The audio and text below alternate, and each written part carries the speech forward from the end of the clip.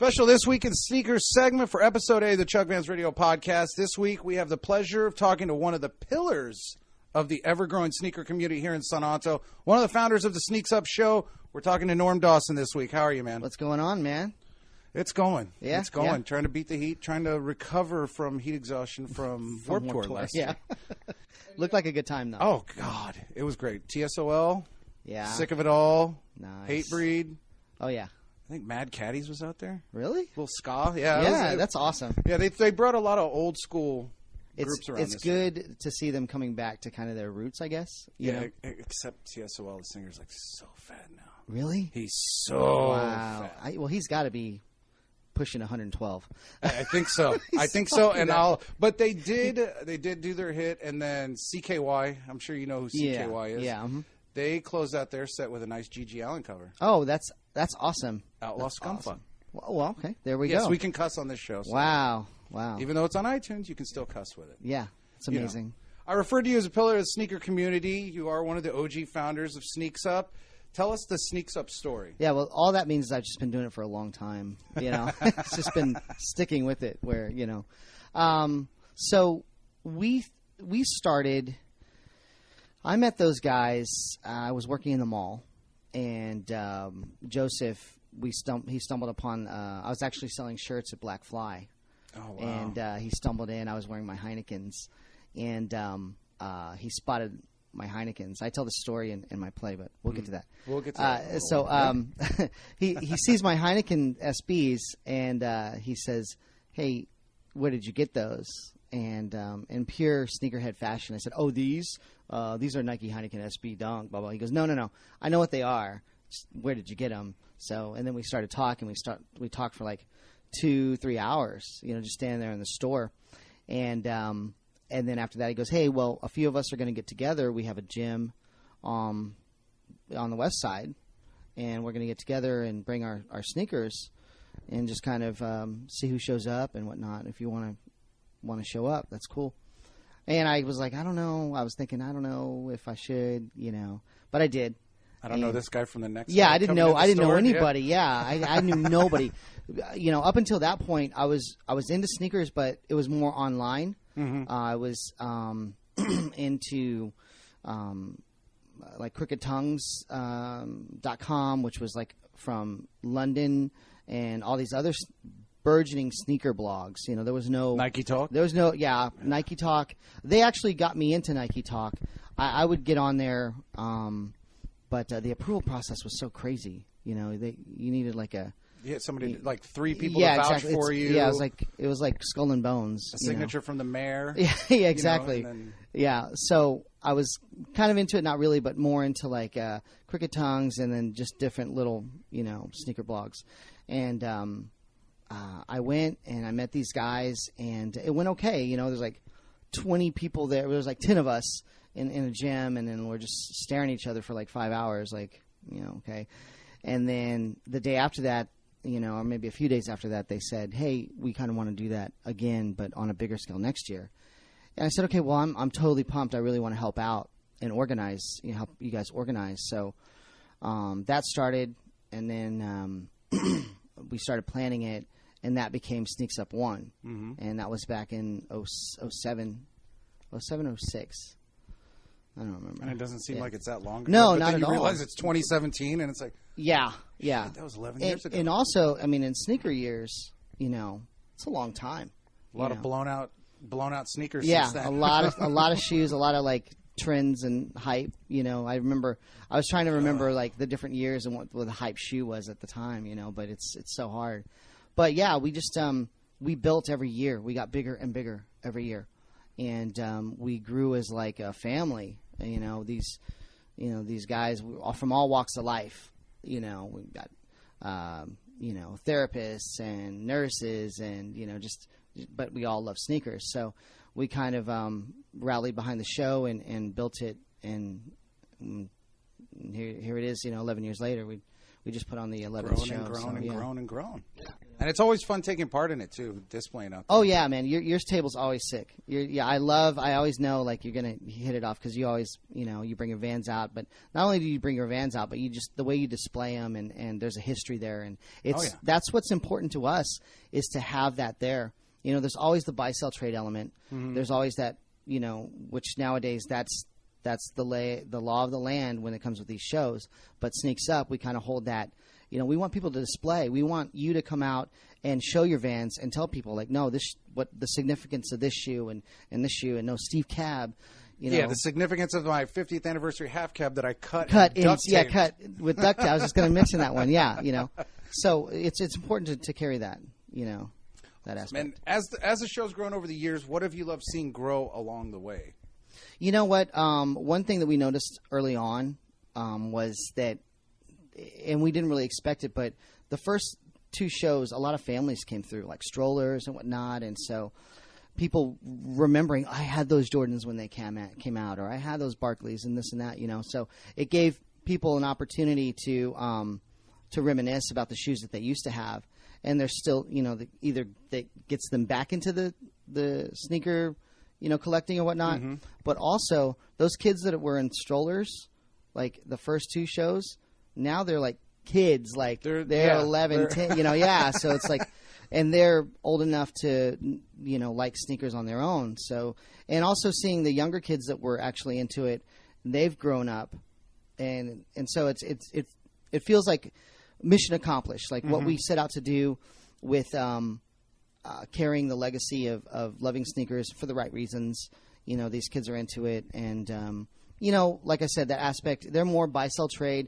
It's that's the way it is. Different aesthetic is it is what it used to be years ago. Right, but they're into sneakers though. Yeah. They're into sneakers. So, we did our part, And what things have you seen that you maybe don't like over the years? I think the getting away from the less displayers, people want to display. And I've heard, I've heard people that went to the show that wanted to try to buy shoes from displayers, and they wouldn't sell them, and they were a little bit. There's a few people that hit me up asking if some of my Vans were sale. Yeah. No. Yeah, I'm sure Process and those guys probably got hit up too. Yeah. We were on a podcast with the Down for Whatever podcast, and he had expressed that he was like, "Man, I wanted these shoes," and he wouldn't sell them, and it wasn't like a big GR. It wasn't a big collector shoe. It was just GR, but he wouldn't sell them. I go, well, that's the nature of the show. So I think I miss that aspect, having people go all out with their displays and whatnot. I miss that. More of that, please. What was the racetrack? I remember the I think Brandon had Brandon with his Nike SBs. Now he's with Second to None, and they sell all the Bape and whatnot. Supreme. He had his displays every year were just bonkers. Yeah. So I liked seeing that. We had somebody bring in a refrigerator one year and put all their kicks in the refrigerator. I remember that one. Yeah, I remember that one. Yeah, it was a pain in the ass, but I bet. Yeah, it was cool. They didn't plug it in though, did they?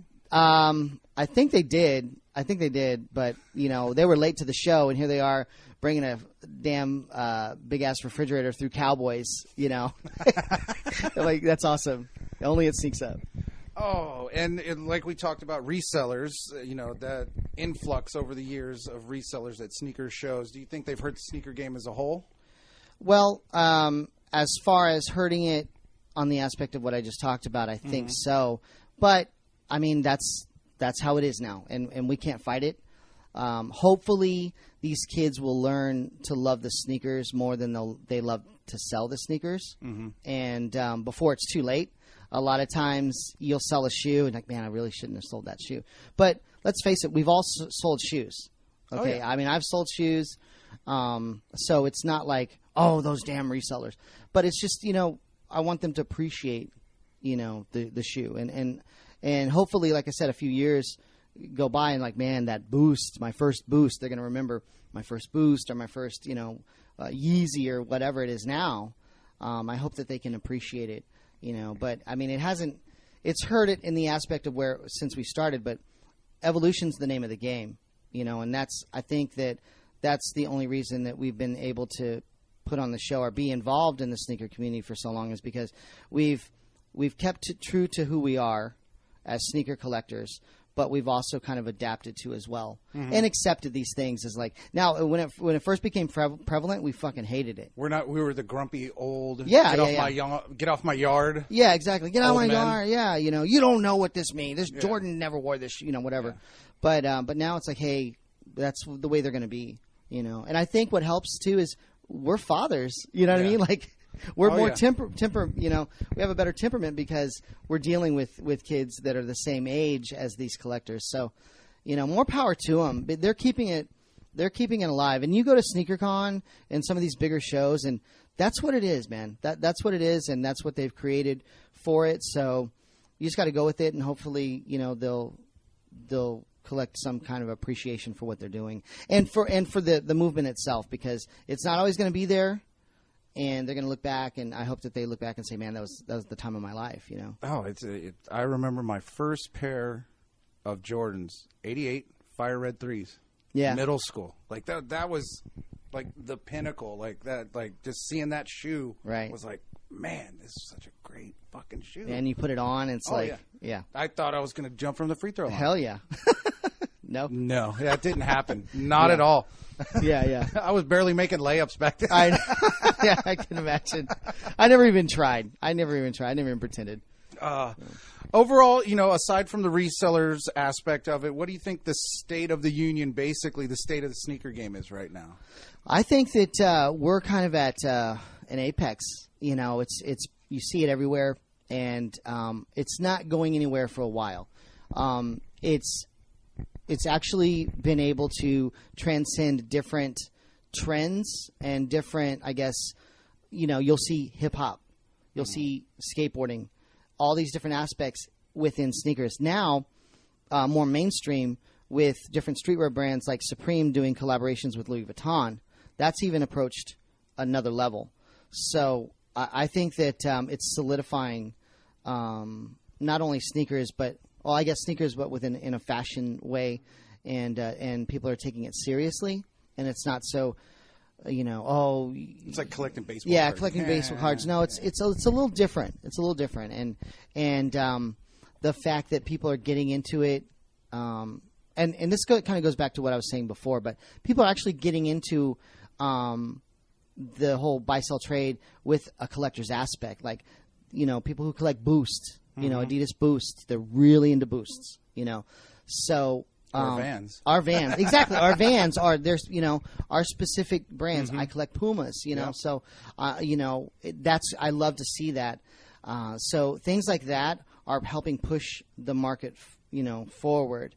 Whatever you hear about, Nike is taking a dump or whatever, like they might be taking a little hit because of Adidas and different, Under Armour, different taking chunks out of their revenue, but we're not going anywhere.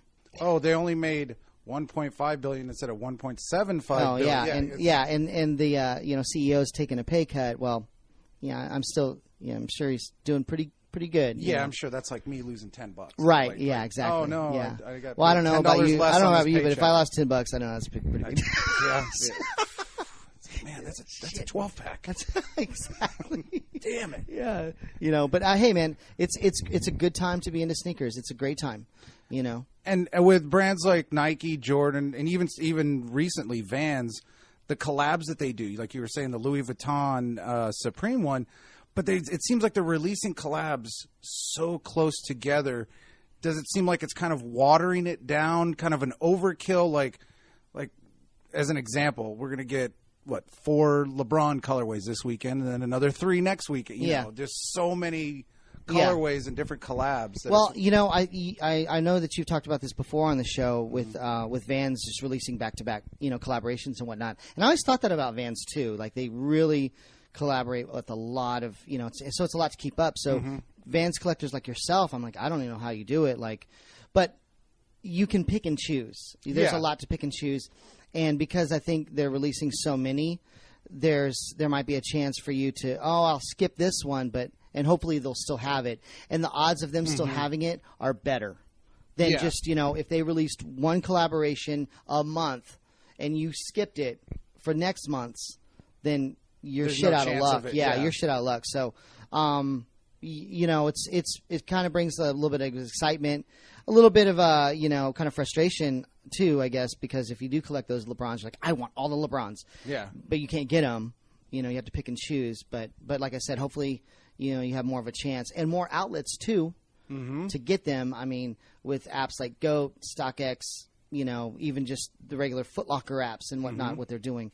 There's more outlets to get those shoes that you kind of slept on and for not so much hype price, hopefully. I know, like the Soul Classics Vans. I'm doing the actual review of my mid school.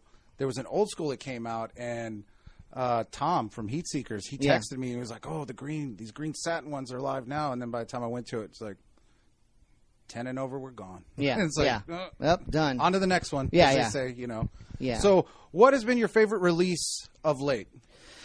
Oh man, I would have to say, like I said, I'm really big into Puma. I've always been. That's been my brand. So Puma released the Puma Kujis. I think that's a really inventive, not inventive, but more artistic approach because every shoe is different. They cut the form stripe. There's two different versions. They cut the patterns from one big sheet of Kuji, sweater print. Oh wow! So no two are alike. So I really like those. I really like my pair. I love them. That and I guess shit, man. I really don't. Man, I don't pay attention to shoes anymore, man. Nah. Okay, well, what's your favorite release of all time then? Wow, favorite release of all time. I can't really say, but I can tell you this. Because we're old and there's been There's so many, yeah. My favorite type of releases were the Nike SB releases here in town. Those were the coolest releases because we would camp out and we formed some really good relationships and friendships over those campouts. And anybody listening, if you were there, how awesome it was to kind of just bond. I remember. Was that Good Time Skateboards? Good Time Skateboards, yeah. Formerly GSA. Zulus, for those who formerly know a little Zulus. history of skateboarding in San Antonio. Yeah. That goes way back. I think there's 4 people that remember Zulus. I think it's a Planned Parenthood now on Parent Vital. The original That location. is so appropriate. Yeah. That is so appropriate. I think JB would really find that ironic. If that Planned Parenthood was been there when Zulus was there, our parents may not have saved a lot of money on skateboarding they stuff would back have. in the 80s. Yeah. But those releases, and in particular, I remember the Three Bears release. That was, I didn't get those, but I went. And it was a Thanksgiving Day. It was either Thanksgiving the night before or Thanksgiving night. But I just remember everybody like getting hyped about the shoe, and it was the holidays and whatnot. So it was cool. So those releases back then were a lot of fun. Very different. Very, very different than it is now. Of course, you can't camp out, but we'd bring PS2s. I guess back then it was PS2. And like, dating ourselves again. Yeah, exactly. But just really like talk all night and really have fun, and then in the mornings we'd get our shoes, go to breakfast, whatnot. So that time period was great. I would say those releases, and you know what? Going back to shoes now, releases. I think all the releases of all the collaborations that are coming out, I like that. Like I said, Puma's doing some really cool collaborations with, like they just did Pink Dolphin. They did a Pink Dolphin release, so it's really cool to see what they're coming up with, and other shoes too. The Adidas, all the Adidas boosts that are coming out. I like to see the kids getting hyped about it. Whatever they're into, I like to see them getting hyped because that just means that, whether they're hyped to sell it or whether they're hyped to wear it. Yeah. They're hyped. And so that keeps it going. That means that we can actually go on and do more shows and the sneaker culture, quote unquote, survives a little bit longer. So. And I guess a little history about yourself. What actually got you into sneakers? I would say that being poor growing up, and always wanting those shoes and not being able to have them. And then as I grew older and obtained my own money, I was able to buy those shoes. Skateboarding, and breakdancing got me into sneakers. I wanted so badly to be like a b-boy, and when in the 90s there was a resurgence of like Pumas and Shell Toes with like the music at the time, like Beastie Boys, huge influence, Beastie Boys and House of Pain, whatnot, that whole rap scene coming up. They would wear, the old schools, and I was like, wow, now I can finally buy those shoes. And we've skated in them too. Oh yeah. I mean, I have a closet full of old ass, Puma suedes and baskets that I skated in. I've kept, and they're, I'll never get rid of, but that's what we skated in. So that really got me into shoes. And then collecting wise, we would just, me and my best friend, we would do the Ross runs and see what we picked up. And back then, I picked up some Safari 87s and a lot of my Adidas that I have, some old Adidas. And so then I started just acquiring pairs. And like I said, the internet around like 2003 got me into like collecting. Oh, that helped everybody, I think. Seeing what people were wearing around the world, Air Max 90s and whatnot, and seeing just how they would stunt with them and wear them. And it's like, man, that's a cool look, So I learned the virtues of eBay and started collecting more and more. And then, meeting the Sneaks Up guys, and that really got me into the collecting, Nice. And talking about your love of sneakers, you have a one-man show about it. Why don't you tell us about it? I do. It's called All These Shoes, A Love Letter to Sneakers, and it's about my journey through growing up and my relationship with sneakers throughout the years. So I start with being fourth. I was awkward. I mean, I think everybody can relate to the fact that we all felt awkward at one time or the other. I always felt awkward, so I was shorter than everybody else. I had curly-ass red hair, and my voice was really high. And so I just kind of felt like, an outcast. And then top that off, we were broke. We were broke. So I couldn't afford the shoes that I wanted.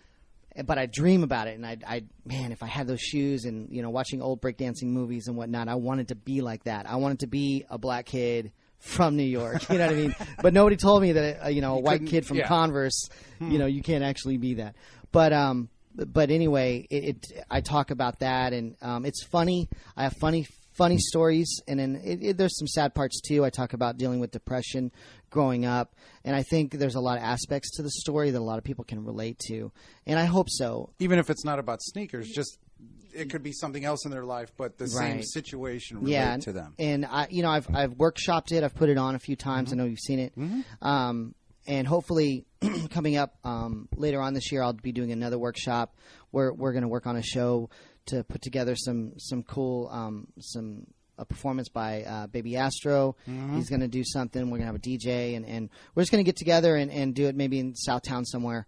But I'm looking to really expand it, really focus on that, coming up. Hopefully 2018 will be the year where I can really it's just, man, it's harder than I thought, in both aspects of actually the fundamentals of putting on the show. Like, okay, I got to write it. Like, fuck, man, I don't want to sit down and write. I just want to do it, but I need to write it, and then I got to like perform it. So, and then actually performing it, telling these stories. I've done a shit ton of stuff in front of people. I've always been kind of a performer, and acting is in my background. But getting on stage and telling these stories is like standing there with my balls out, like just totally naked. So it's really weird. But it's helped me grow too, and I've been able to do it for high school students. I did it at the Jefferson High School for the kids, and they seem to be really perceptive of it too. So, and we touched on it a little bit earlier, dating ourselves. We both grew up with skateboard in the 80s. Yeah. How much and what impact has skateboarding had on sneaker culture? Every aspect. Every fucking aspect.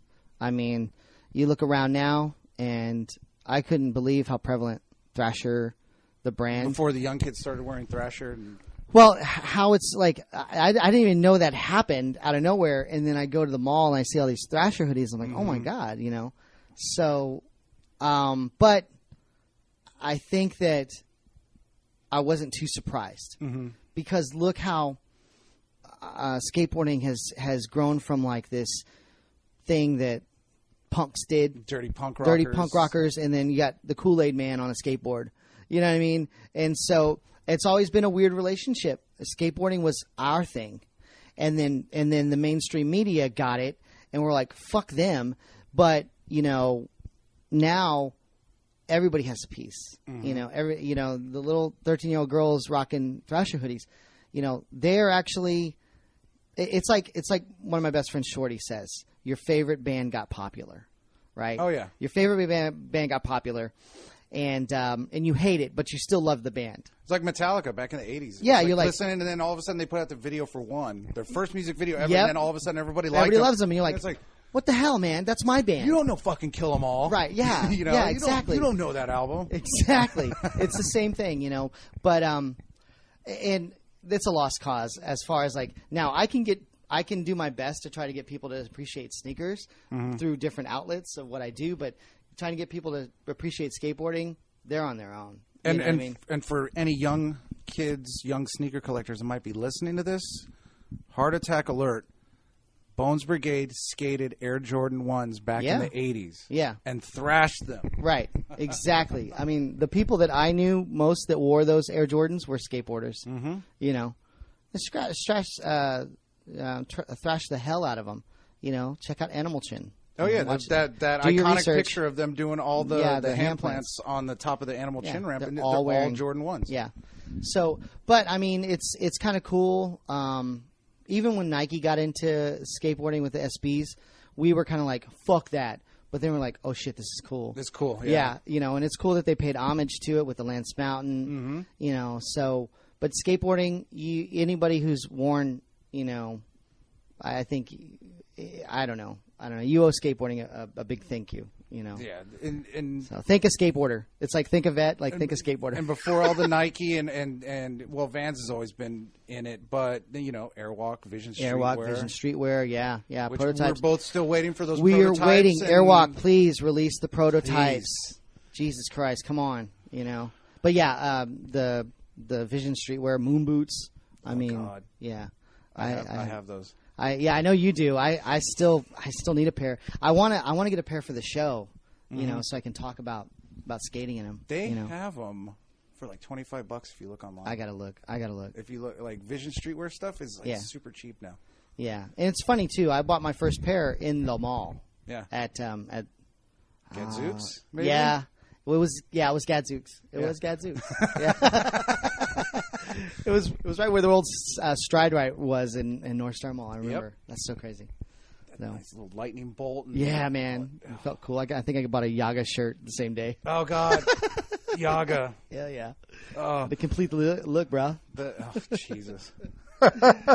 Music's also had a big influence on sneakers, 50 Cent, Jay-Z in more recent times, and Drake, Kanye, obviously today. But what music and what artists do you think have really put sneakers on the map? Man, these are really good questions. You're so professional. I try. I try. We listen to your podcast. We're like, shit, man. God damn. So polished. Well, of course, I think that love him or hate him, Kanye West is really pushing it.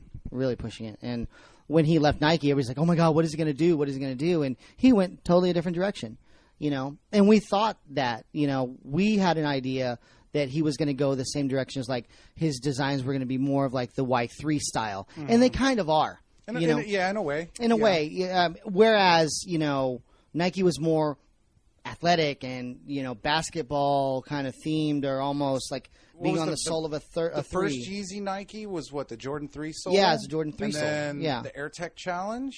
Yes. The Agassi shoe? Yes. That was the second one, I think? I believe so. But, now he's just pushing the envelope, and it's good because it's selling shoes and it's really pushing it to that maybe that whole fashion forward direction too. So I would say Kanye's contribution to the sneaker world, what he's done, has really pushed it into a whole new realm.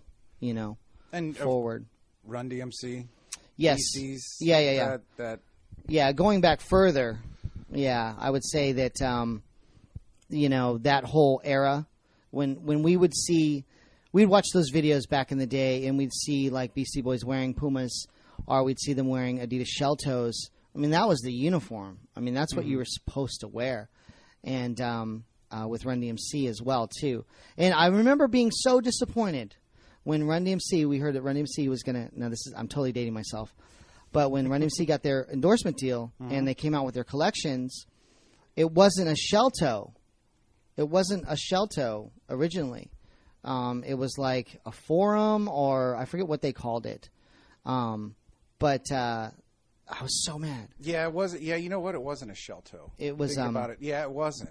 It was based on like a forum or a decade. Wasn't it like the ones that Patrick Ewing wore in the 80s? Something like those? Yeah. I'm going to look it up real quick, man.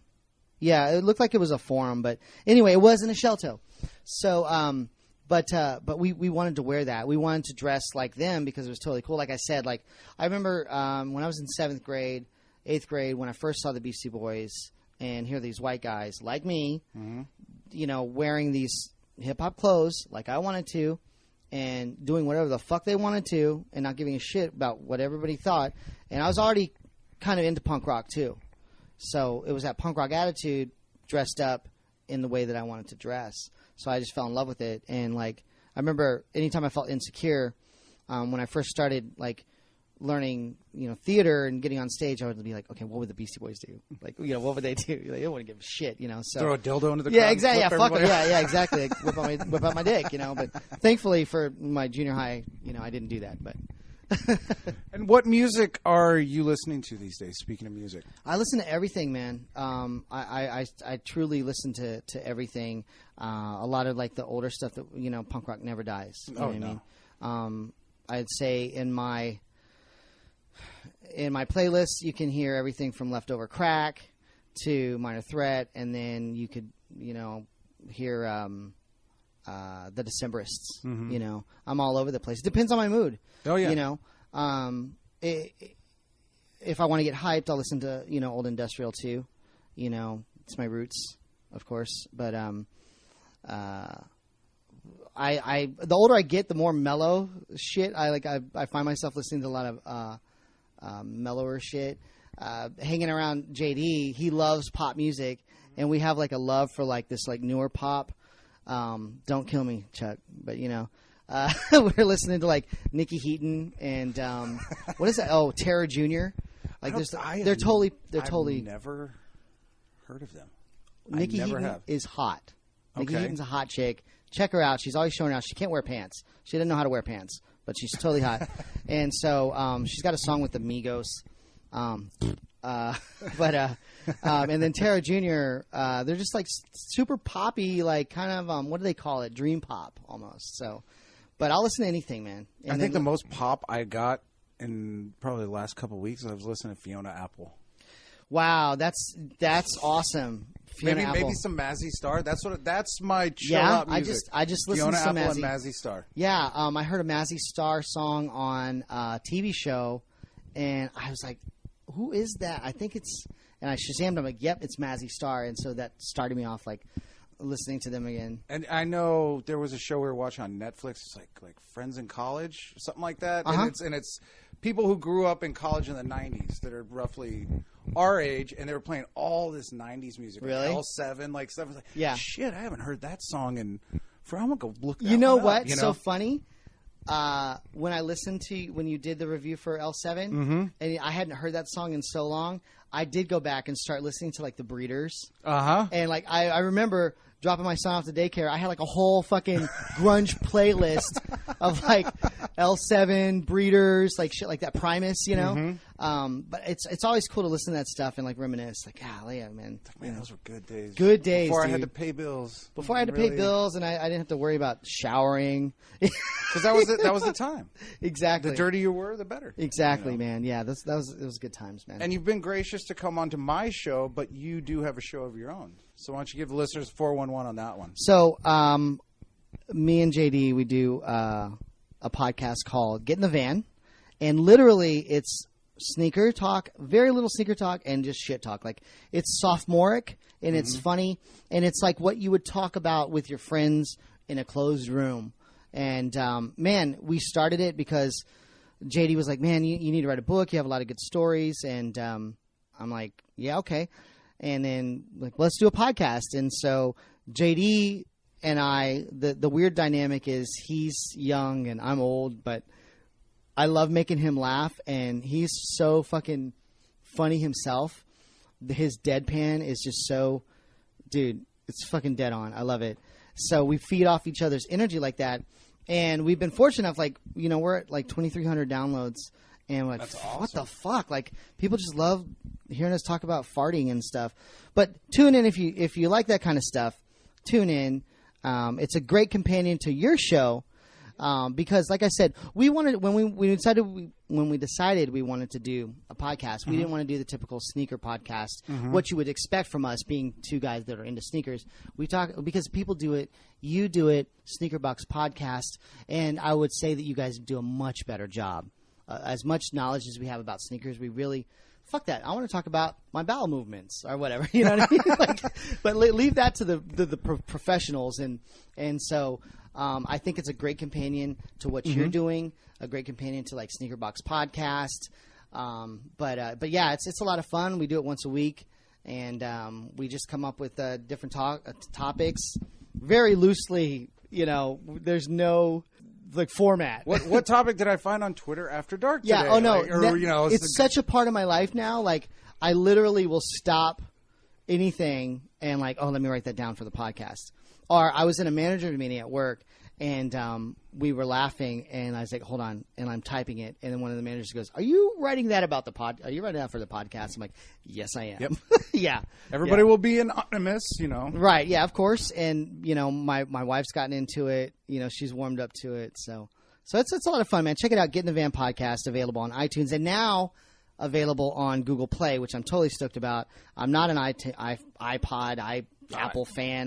Guy. I've only owned one Apple Shuffle, like that one little one. That's the only Apple product I've ever owned. Did you win that out of a vending machine? I did not. No, I actually purchased it. Like I was like, it's like I got to get with the times. So actually, I owned a Zune. Okay, fuck me. All right, I owned a Zune.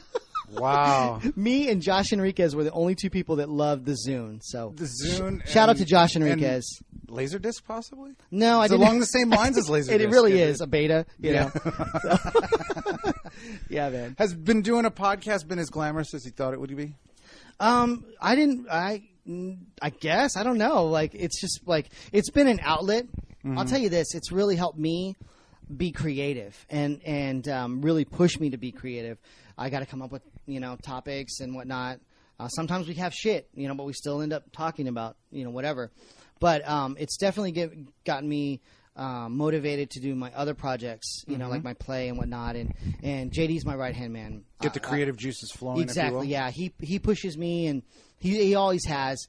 I started doing stupid little Instagram videos, 12-second sneaker reviews on Instagram a few years ago, and JD would film them, and he'd be the one saying, "No, man, you got to be filthy. You got to, I'm calling these shoes vaginas, like So he's like, "Yes, that's funny. That's funny." I'm like, okay. These pairs are so sexy. I'm gonna put my cock in it right exactly. now. I'm gonna walk around. Yeah, we were talking about the Asics split tongues. Like, oh, that's a vagina sneaker. So, but he really propels me to be outrageous. So we do it. So glamorous, I don't know, but I've made some great friends. The Sneaker Box guys.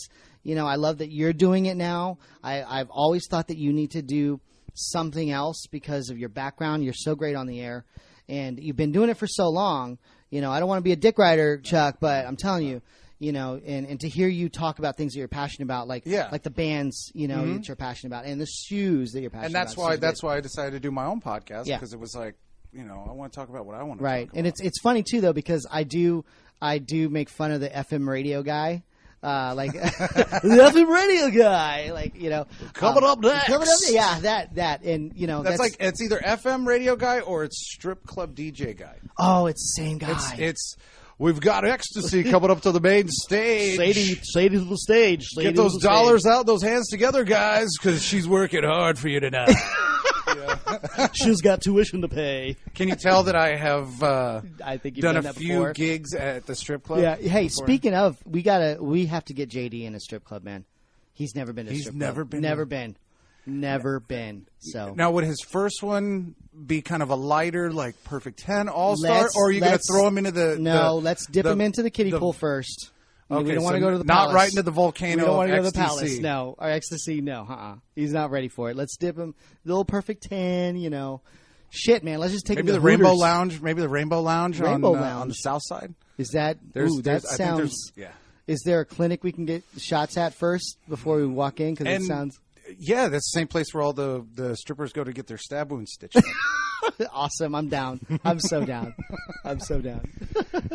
Well, and one of the main things that I wanted to do an interview with you about is I've been seeing a little thing going around social media about a little sneaker show happening in town next month that you're a part of. Yeah, Why don't you tell us about it? It's the Spurs Sneaker Jam 2017. I'm super excited about that. It just kind of fell out of the sky, I guess. My good friend Jake Danclaus has a relationship with AT&T, and they showed some interest in doing a sneaker show, and we were like, no, fuck no, because we've tried it before. We had sneaks up there, and there's been other shows that have been there too as well, and they haven't gone over as well as we thought. Our show, we expected more, so we said, nah, I don't know, that we were a little bit apprehensive. So we said, look, in order for that to happen, some things have to change. We have to have certain stipulations. So they said, well, give us those stipulations. We did, and they've actually been working with us for those. Oh, wow. So, yeah. Very cool. They've been super, super cool and allowing me to plan this on my own. And working with the Spurs has been a totally different experience, and it's really cool. It's September 10th, and it's a great deal. $15 gets you into the show, but it also gets you a Spurs ticket for the Orlando Magic Spurs matchup on October 10th. The return of Jonathan Simmons, former Spur. That's right. That's right. It's a huge game. So first time you get to see him in that Orlando Magic uniform. So it's on the floor of the AT&T Center, and that's one of the stipulations that we had was it would be inside. So the court's not going to be down, but it's actually just in the middle, concrete floor, yes. Like if you've gone to a concert and had GA tickets. Exactly. Like floor. But Yeah. that's, God.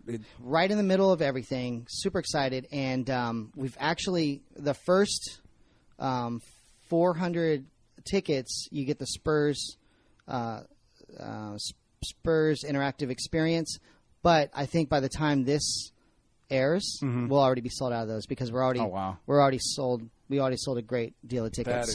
That is awesome. So yeah, I mean, there's been lots of promotion for it.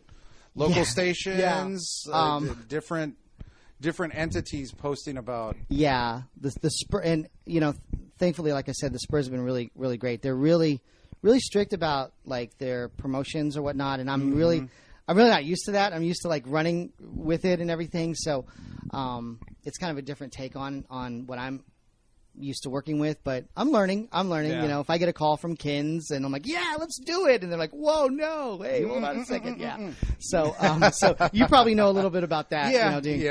But yeah, it's gonna be a great time. The thing about it is I want to showcase a lot of vendors from San Antonio. This is going to and it already has sparked the interest of people, not just within our little sneaker world, but outside as well, too, which has always been kind of an underlying theme of anything we've done, whether it's been Sneaks Up or any of the other shows I've done, is to get the outside world to say, hey, check this out. It's kind of cool, because, like I said, back in the day, that's what it was about. These people would come in and they're like reminisce about the shoes they had. Well, this has actually reached a lot of people outside that realm, and I want to showcase vendors from San Antonio and give them an opportunity to get the word out about their business, their clothing line, their store. So expect to see a lot of local vendors, and we do have a lot of people from out of town. I got a call from people from Atlanta, Cincinnati that are actually interested in the show. So it has reached a lot of people on social media, and a lot of buzz about it too. So I will say this: if you want to vend, please contact me. Please contact me via social media, any way to get a hold of me. And and I'll get you a spot. I really want to pack the house, especially if you're local, man. Let's get you in there. Do you sell cupcakes? Do you sell, whatever? I have some vendors, not necessarily sneaker related, but things that are people associate with sneakers. Like I think somebody contacted me. They do collectibles, and a lot of sneakerheads are into collectibles. Oh yeah, Funko Pop and Kid Robot stuff. So, but I'm super excited. It's going to be a great show. It's going to be a great. It's an inaugural. Say it for me. Inaugural. Thank you very much, the professional guy. It's the first ever show, and they want to do it again. So I really want to show big and show them what we can do. So you were talking about how people can contact you about maybe a spot. Where can they find you on social media? How can they contact you? They can contact me personally on Instagram's probably my biggest social media at into THA0 at into the O. It's not Nathan. People call me up, hey Nathan, like no, because the name looks like Nathan. But into THA0 on social media, Instagram and Twitter as well. Also, too, you can email me at intotheo@hotmail.com. I would say to purchase tickets, the website is weird. It's spursgroups.com/sneakerjam17. Spurs Groups is plural. Okay. Spursgroups.com/sneakerjam17. So hopefully next year we'll have a better, easier website. But you can see we still have tickets available. Let's sell this joint out, man. Let's show you. I'll be there displaying. Yes, you will be. And I'll be probably doing some of the podcasts from there. I hope so. Man, I look forward to that. Talk to different people from all over the country now. It's sounding like, I'll definitely talk to the Heat Seekers guys if they decide to come down. I hope so. I hope they come down. I haven't gotten confirmation, but come on. They'll be there. They're always there. Hey, shout out to everybody that's ever supported us, too, as well, man. We're really trying hard to really push the scene and the culture forward. And we've gotten a lot of love, man. Me personally, and all the endeavors that I've done. Thanks a lot. I just want to say thanks. Everybody's listened to the podcast. Fuck, man, that's crazy too. So keep listening. Tell your friends. Subscribe to it. Get in the Van podcast on iTunes, now on Google Play. Google Play, yeah. We're also on Podbean too as well. So listen, get interactive too, like you are with the Chuck Show. Drop us an email, and you can follow us, and you can get all the information and social media. You got to listen to the show. Get in the Van podcast. But thanks to everybody that supported us and moved the sneaker movement forward here in San Antonio. Everybody that's come to Sneaks Up, and allowing us to do it for 11 years. We're old men now. So thank you so much, and shout out to all my Sneaks Up friends and family, and I love you guys, and the support is fucking, I love it. And God, what can I say? This has been probably one of the best interviews I've done. Wow, man, that's greatest. Yeah, I'm actually honored. The longest interview that I've actually done. Well, you can chop it up however you want. Probably just chop it into 2 minutes. Get all the good stuff. Oh God. But yeah, no, that's more work. If I can just chop the end, chop the there you go, done and done. Boom. Yeah. But thanks to you, man. I appreciate it. It's been one hell of a fun time today with you, Norm. Hell yeah. One last push. Where can they find you? Social media, websites? Social media at Into the O on Instagram and Twitter. You can also look me up on Facebook, Norm Dawson the second. On Facebook. That's my personal Facebook. So, definitely reach out to me on social media and follow the podcast on IG, Get in the Van podcast on Instagram. And I'll definitely post links to all your emails, your your everywhere. Phone number. I don't know my address. Say, come on by and say hi to the family. My wife would love it. Who are these strange people coming in the house? Oh, it's okay. It's okay. Yeah. Okay. Well, awesome. Well, thank you for being here, Norm. I can't wait to do it in September at the Spurs Sneaker Jam. It's going to be one hell of a fun one. So thank you for being here. And we got more Chuck Vans Radio podcast coming up after this.